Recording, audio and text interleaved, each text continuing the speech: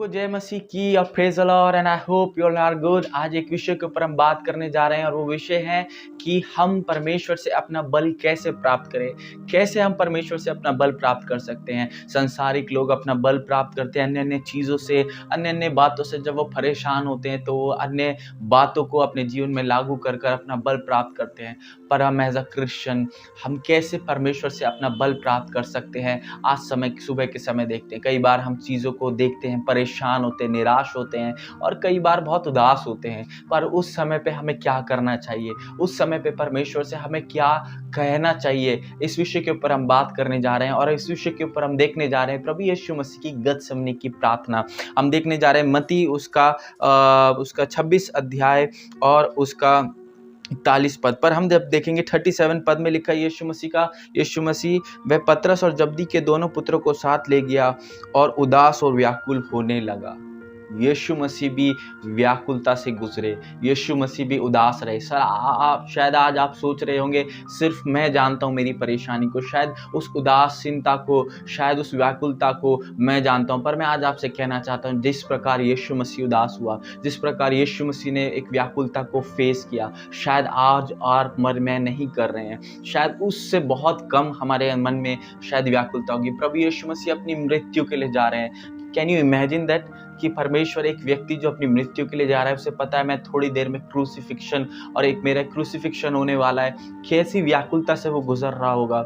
और इस तरीके की व्याकुलता से प्रभु यीशु मसीह गुजरे। पर प्रभु यीशु मसीह ने क्या करा, हम देखते हैं उसके 38वें पद। तब उसने उनसे कहा, मेरा जी बहुत उदास है, मेरा मन बहुत परेशान है। यीशु इस बात को कह रहा है अपनी चीज़ से, मेरा मन बहुत उदास है।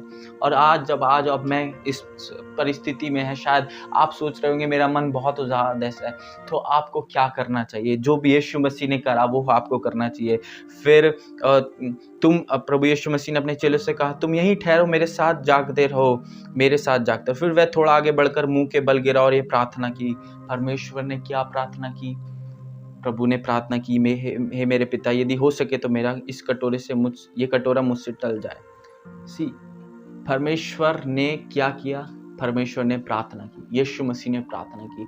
आज आप और मैं जब इस परिस्थिति से कई बार गुजरते हैं तो आपको और मुझे कैसे बल प्राप्त करना है? परमेश्वर की उपस्थिति में बैठकर हमें बल प्राप्त करना है। इसलिए परमेश्वर के वचन में लिखा है, जो परमेश्वर की बाट जोते हैं वो निराश नहीं होते, वो उदास नहीं होते, वो थकते नहीं, पर वो नया बल प्राप्त करते जाते हैं और वो उखाबों के समान उड़ने पाएंगे। आज मैं सुबह के समय आपसे कहना चाहता हूँ, शायद आप परेशान और उदास होंगे, आप सोच रहे होंगे मेरे मन में शायद मुझसे प्रार्थना भी नहीं हो रहा। मैं आपसे कहना चाहता हूँ, just sit in prayer and just allow to God give you a new strength and a renewal of your strength. So मैं कहना चाहता हूँ आज से, जब आप इस परेशानी से होकर गुजर रहे हैं, मैं नहीं जानता किस परेशानी से, पर आज सुबह के समय जब आप परेशानी से होकर गुजरे, शायद आप सोच रहे हैं क्या होगा कल, मुझे नहीं पता। मैं आपसे कहना चाहता हूँ, परमेश्वर की उपस्थिति में बैठे। चाहे चीज़ें आपके चारों तरफ तितर बितर होगी, चीज़ें आपको परेशान करने की कोशिश करेगी, पर आपके मन में एक शांति होगी, आपके मन में एक हियाव होगा। क्यों? क्योंकि आपने प्रभु से प्रार्थना किया है, आपने परमेश्वर से बल प्राप्त किया है। पर मैं आपसे एक सवाल मेरे मन में भी आता है कि कैसे प्रभु, क्यों हम प्रार्थना से बल प्राप्त कर जाते हैं? क्यों परमेश्वर से बल हमें प्राप्त हो जाता है प्रार्थना के द्वारा? उसके 41 पद में लिखा है, जागते रहो, प्रार्थना करो कि तुम परीक्षा न पड़ो, क्योंकि आत्मा तो तैयार है पर शरीर दुर्बल है। क्यों हमें प्रार्थना करना है? क्योंकि शरीर दुर्बल है और शरीर की चीज़ों पे ध्यान लगाता है, शरीर ध्यान लगाता है संसारिक बातों पे, संसारिक समस्याओं पे, संसारिक विषयों पे, पर आत्मा है, आत्मिक बातों पर ध्यान लगाता है। तो हम प्रार्थना के द्वारा क्या करते हैं? हम प्रार्थना के द्वारा अपनी आत्मा को मजबूत करते हैं, हम आत्मिक रूप से मजबूत हो जाते हैं। उपवास के द्वारा, वचन पढ़ने के द्वारा और प्रार्थना के द्वारा हम परमेश्वर की आत्मा से भरकर अपनी आत्मा में मजबूत हो जाते हैं।